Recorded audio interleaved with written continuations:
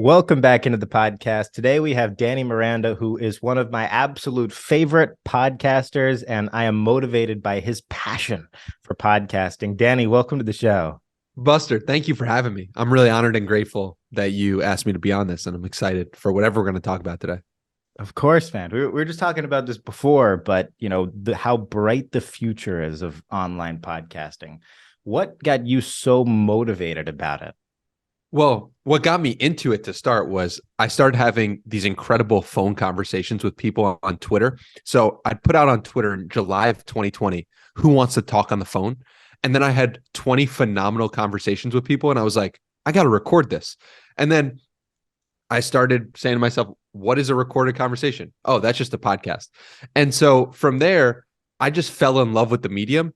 And then I found ways to justify the ways in which the medium was going to grow. And I saw that I was on a trend that was just rising and rising every year.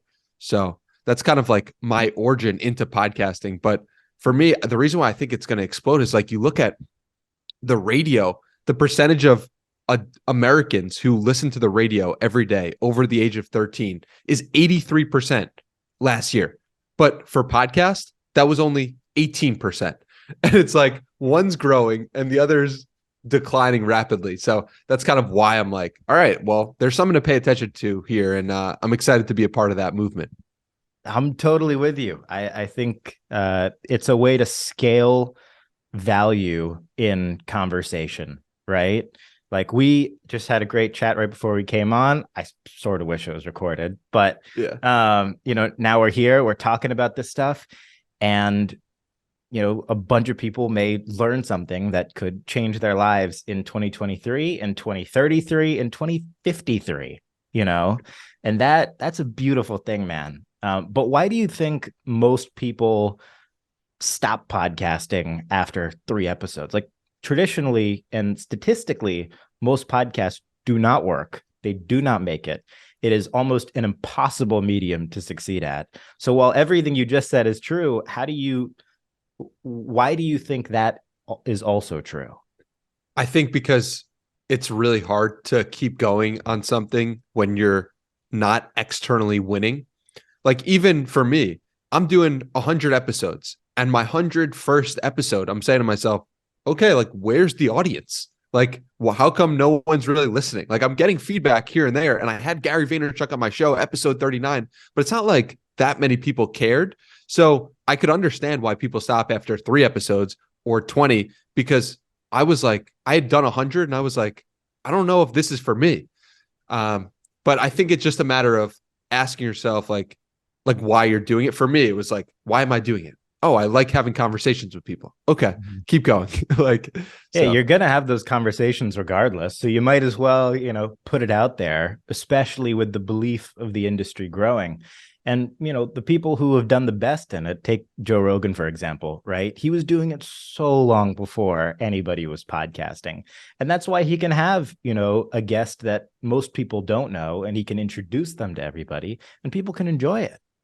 I think it's also worth pointing out that if you think about the people who are the best quote unquote podcasters in the world right now, those people didn't grow up wanting to be podcasters.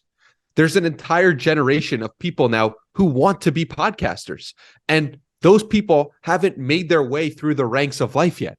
It's like people grew up, they wanted to be radio stars and they became radio stars. People grew up, they wanted to be on TV. They became TV hosts. No one grew up. Very few people have grown up wanting to be podcasters. If so, it's only happened in the last 10 years. And the people who are currently at the top of the game didn't even know that that's what they wanted. So it's like, give it time. Like we're in the early innings of an industry getting started. And that to me is so exciting, where it's like for a long time, even possibly today, Rogan doesn't even have podcaster in his bio, but that's how most of the world knows him. I think Tim Ferriss the same. And you're just like, how is that possible? But it's possible because they didn't grow up wanting to be that thing. Sure. Yeah. I mean, you look at Rogan's early career, it was all TV and, he had a couple different shows, and then, got into commentating pretty early, probably around the start of the podcast. I mean, the trajectory is just so fun to think about now, because there's going to be 5, 10, 15, there's the potential appetite for there to be 20 Rogans. Yes. And I think as big of a podcasting fan I am, you should check out David Senra. Have you heard of him from the I haven't, Founders no. podcast? He's like just as equally bullish on podcasting, and he studies successful founders for a living. Like his job is to do Founders, the podcast. And every week he listens to or reads a biography or an autobiography. And he is looking at the start of different industries. And he's saying to everyone, yo, we are at the start of the podcasting industry. And this is what always happens at the start of an industry. People don't know, people don't have any idea for how big it's going to get. And everyone thinks they're late. And so he has seen that time and time again in different, and he's gone from Steve Jobs to Edwin Land to just incredible founders and people who are on the come up, and he just studies them. And so my point in all that is to say, like, podcasting is in that place, very likely. And most people in 2023 believe like it's too late for me to start. And it's like, what if the best podcast in the world in 2040 hasn't been created yet? And that's a very likely occurrence. Absolutely.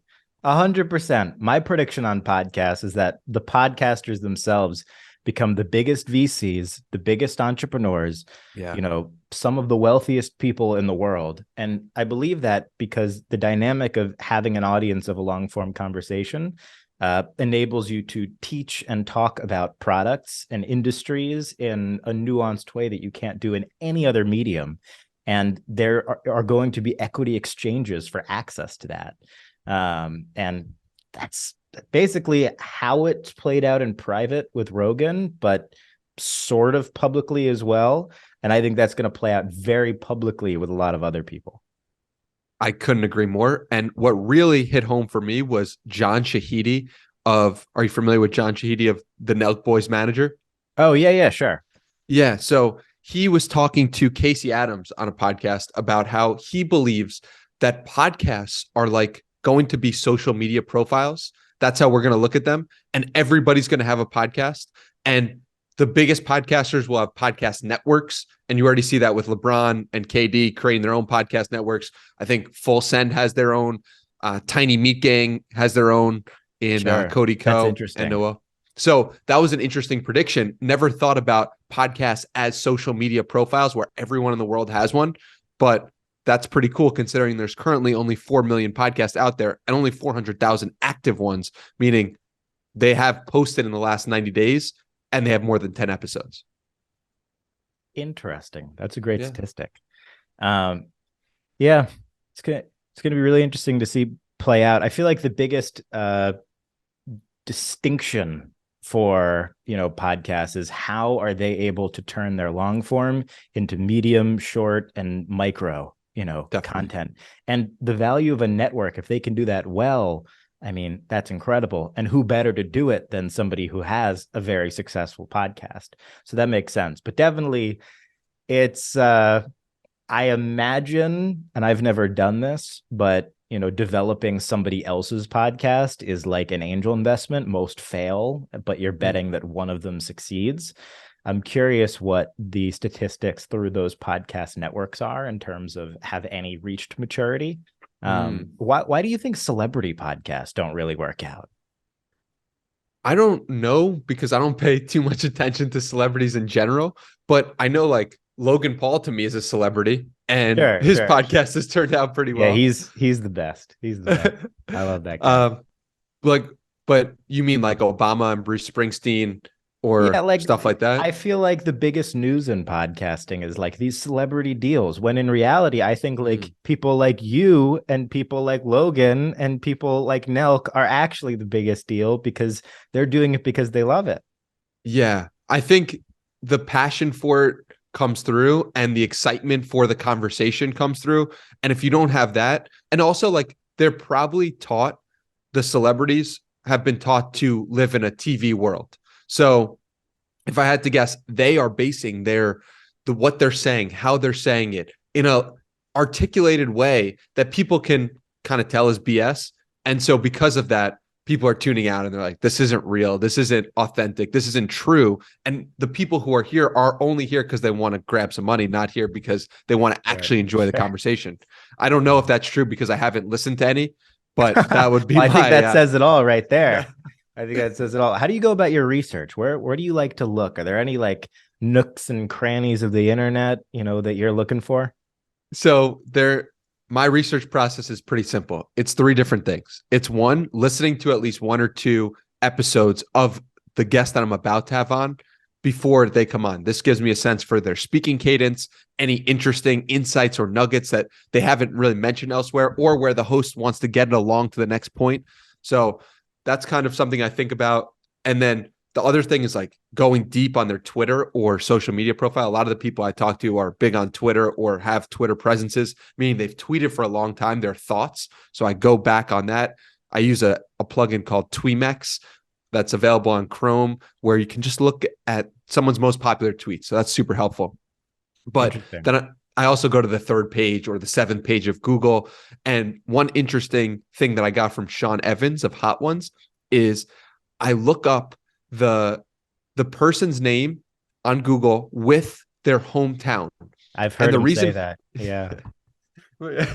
You're tapped in, Buster. So the reason for that, and the reason why he mentioned that, is because the hometown newspaper is going to cover someone in a way more specific way than somebody who was at a national scale. And I thought that was an interesting insight. I did that literally yesterday. Unfortunately, the article that I was trying to get was locked. So the St. Louis paper was locking their papers, and I was trying to figure out ways to get in. But yeah, alas, that's a great tip from Sean Evans. And those are kind of the main ways. And it's just like brute force. Like I'll just listen to a lot of episodes with somebody at 2x speed. Yeah. Try to get deep to their archives. Yeah. The beautiful thing there is too, if you really enjoy listening to the person and watching them, then it's not work. Like they're, it just, it comes so naturally, and it's so much fun, to listen. We were just talking about Nemo beforehand, like, come on, it's some of the best content in the world. Well, it's like now I'm interviewing Nemo for the 2nd time in April, and I get the chance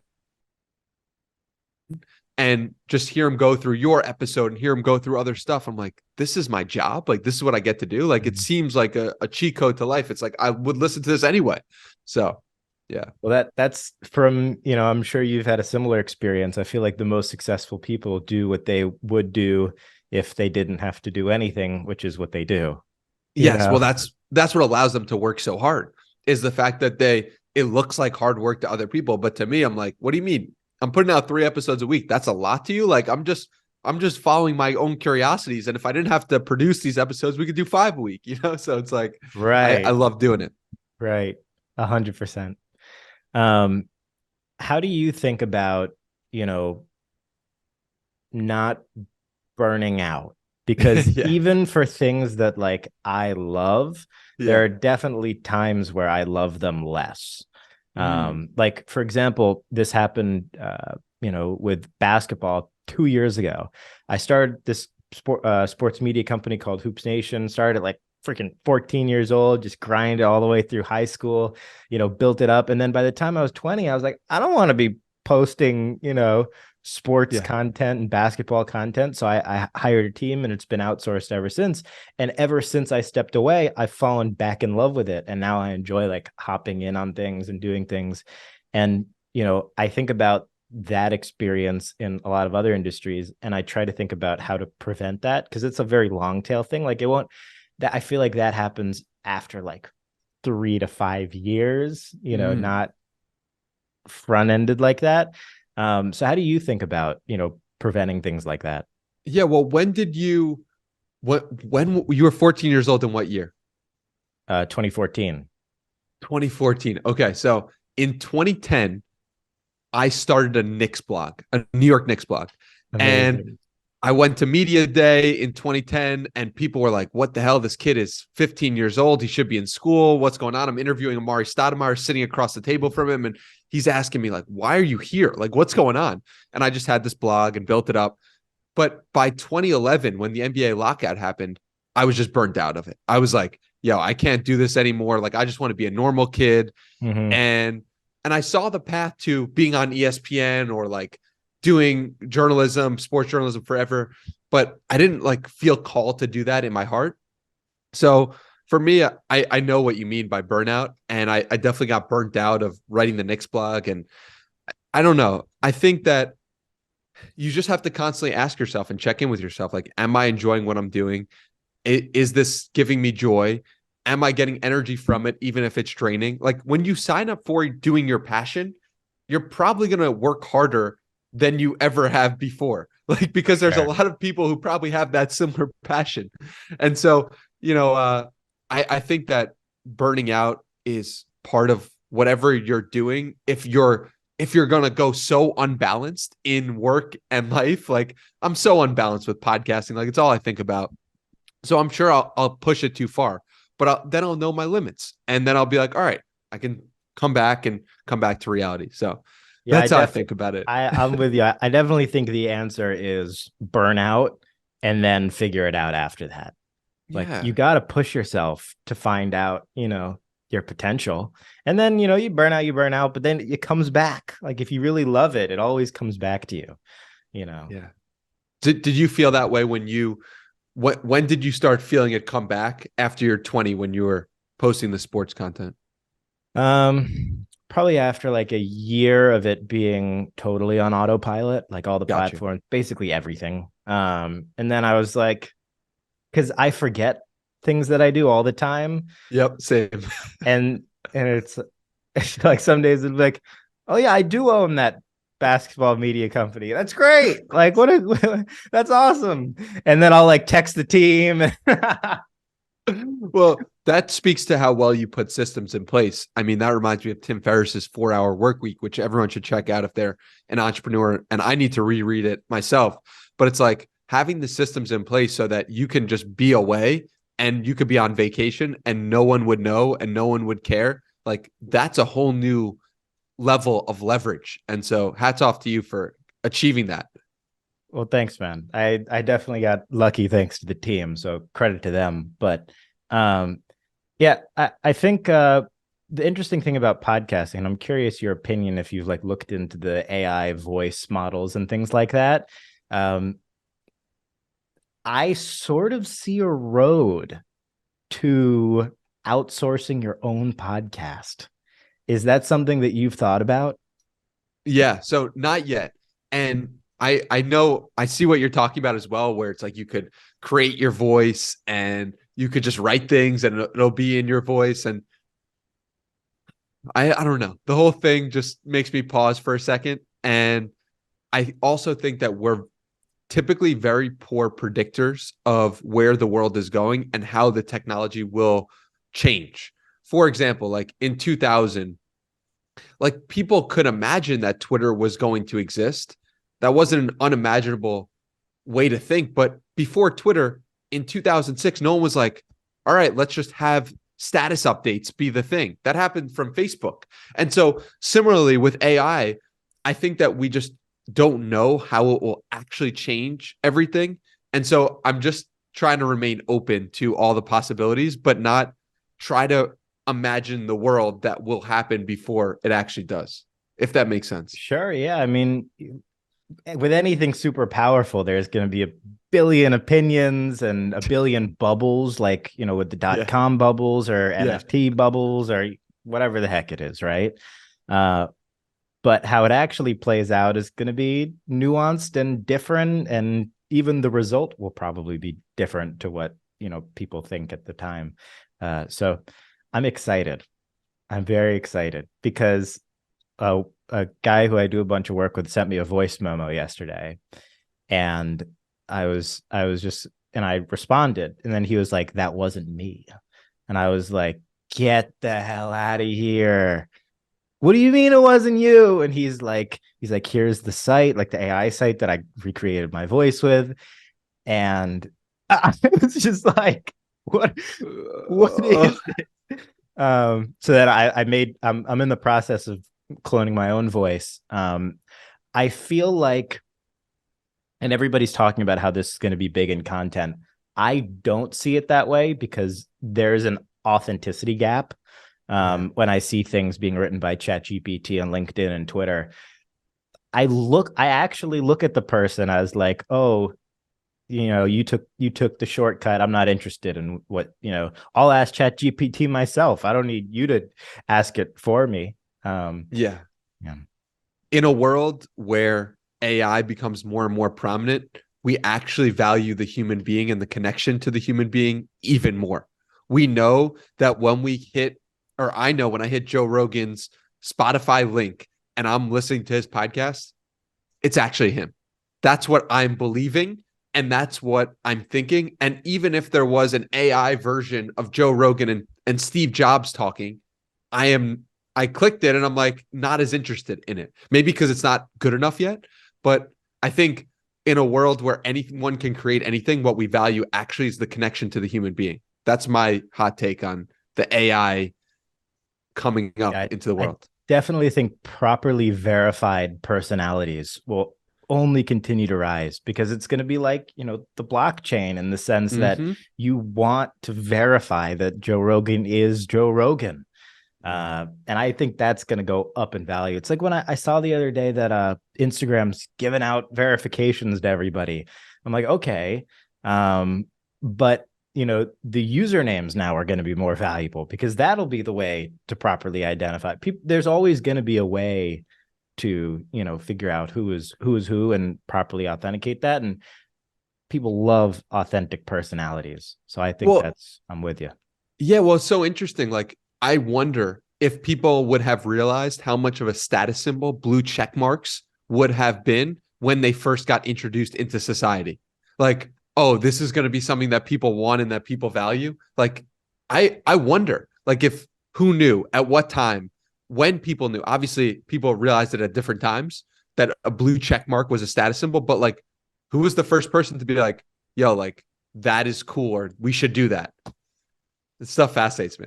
Yeah, it was originally started to protect like super A-list celebrities from, like, I don't know if it was bots or like people making fake accounts and saying that they were the real person, like Justin Bieber fan #1 XO.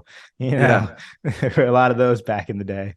Have you seen Jack Butcher's new NFT project? Checks, of course. Yeah. I mean, like, just that dude is so tapped into culture and like has almost like become a part of it himself, similar to people of like, he gets where the world is going, and he has a way of communicating in such an effortless way that I'm enamored with. Totally. And he's been in crypto and, that whole world for a long time. And I think that speaks to 2 his years. ability. Is it only 2 years?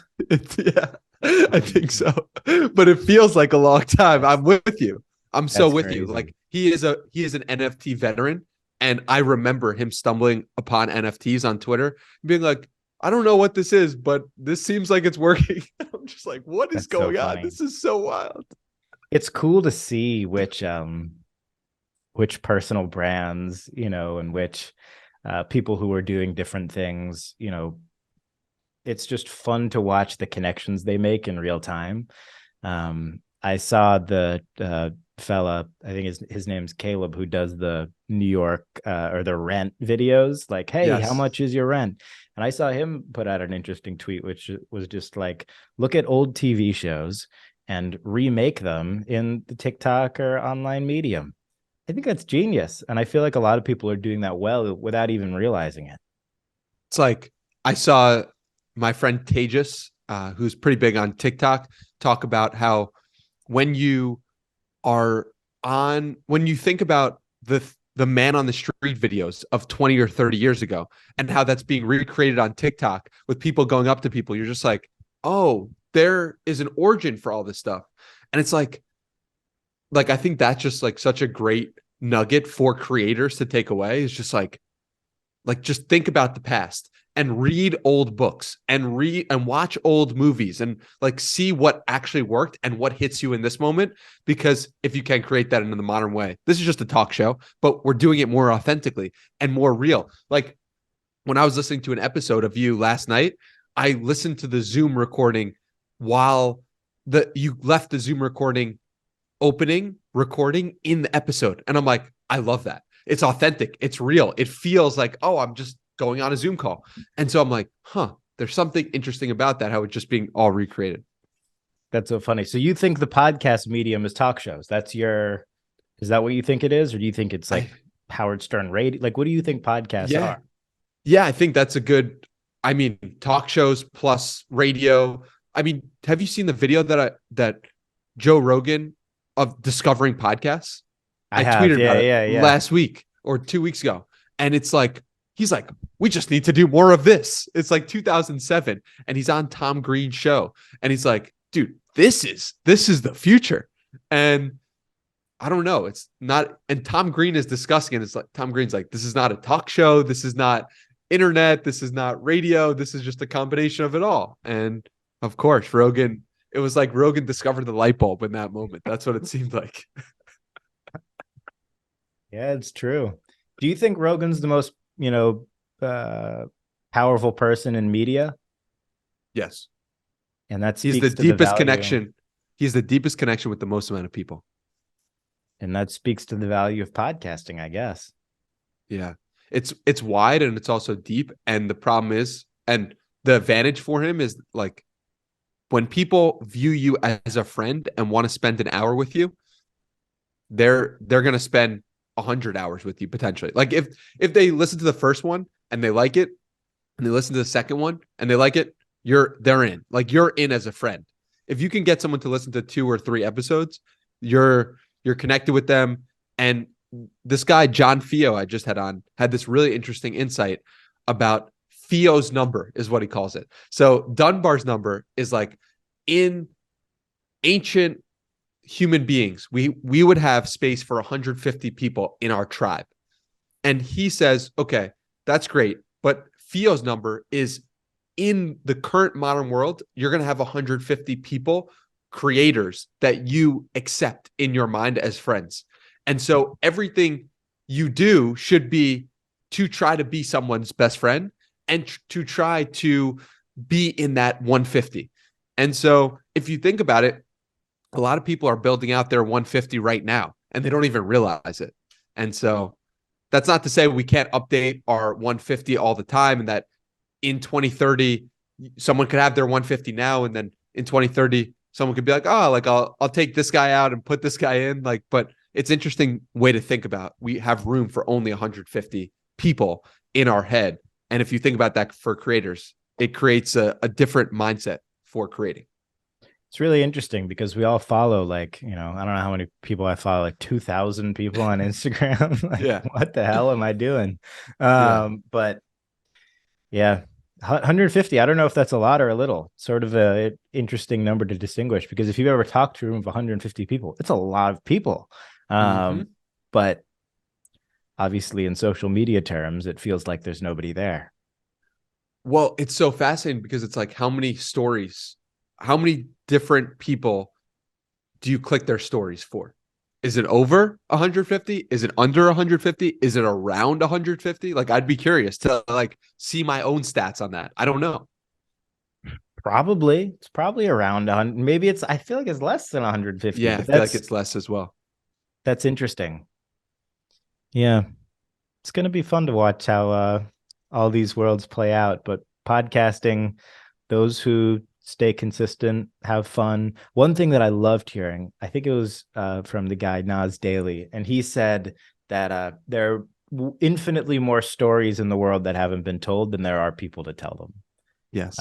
And I love that, because if you follow like news or sports or things like that, it feels so congested. It feels like everybody's talking about the same thing. The Super Bowl happens, everybody's talking about the Super Bowl. I don't need to hear you talk about the Super Bowl. I want to hear a story about the basketball player or the football player in Africa who trains on a field and dodges bullets every day. There's a guy on Instagram that I follow who does that. Like, I want to hear his story, So I just loved that he said that, because it struck a chord. And I believe that to be very true. And also why I don't believe in the concept of competition in the medium of telling stories other than current news, which I think is bogus anyways, because it doesn't mean anything.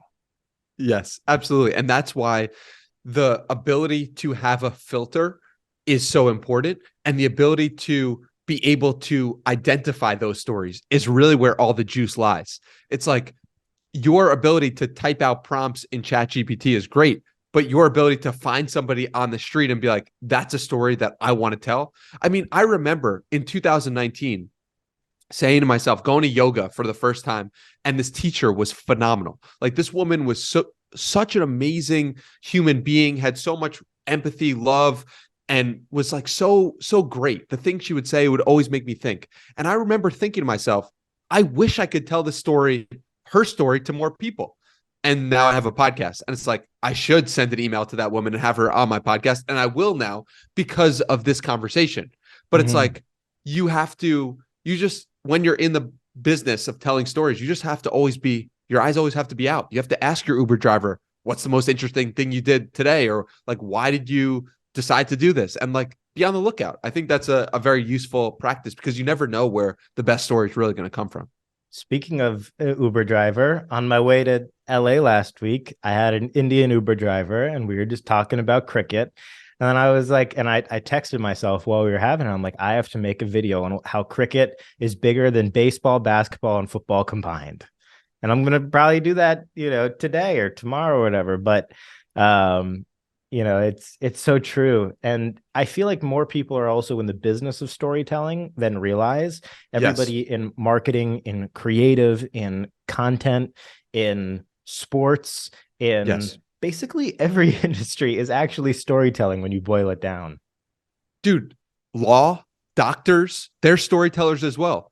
As much as we would like to think like those people are above stories, it's like, how do you compel somebody to do something? You tell them a story about how it should impact them, or how something that has happened to you has impacted you. And so if you want to convince anyone of anything, tell a story and get better at telling those stories to become more liked, more accepted, more appreciated by people. And one thing that I've done in the past and want to continue to do in the future is every day, at the end of the day, write one story from something that happened.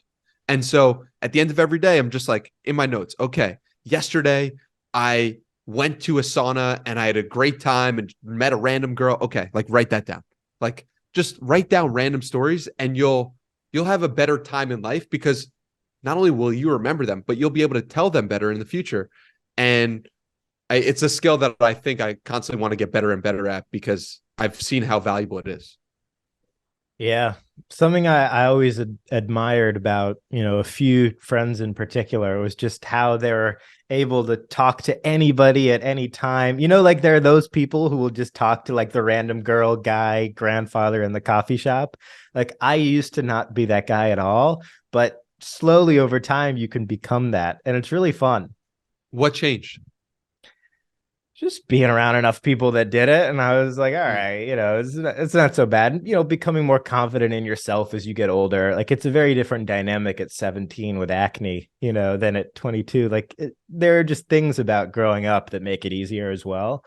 So I think it's a few dynamics at play there.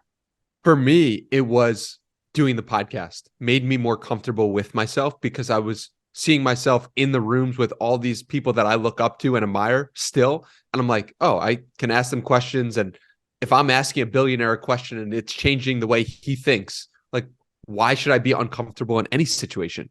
And so that the process of doing the podcast has made me more comfortable with myself, which has made me be able to talk to more people and anyone in any moment at any time. So that's a really underrated aspect of podcasting. Yes. Very underrated. Yes. People don't think about that when thinking about doing a podcast. That's 100% right. And that's why I kept going, because I realized that I was getting better at taking the thoughts that were in my head and bringing them to reality. And that, if you can get better at bringing the thoughts from your head into reality, you are getting better at being a human being, because that's what we're constantly doing. The thought in my head that is going to become a reality is like, I'm going to drink this water right now. I just did that. But like, sometimes and often what happens is we have this thought and we're like, nah, I don't want to drink the water right now. It's not an appropriate time. Or like, nah, this isn't, like, it's not the right moment for me to do the thing that I'm thinking about. following that intuition and following the thing that comes to mind isn't always what you should do 100% of the time. But if you can get better at that skill, life gets better. I promise you. That was a very sneaky way to get a drink of water in. Not my first rodeo. I love it. I love it. Well, Danny, you're the best. Thank you so much for coming on. This is a great conversation. I will link everywhere people can find you below, and we'll see you guys next time. Peace.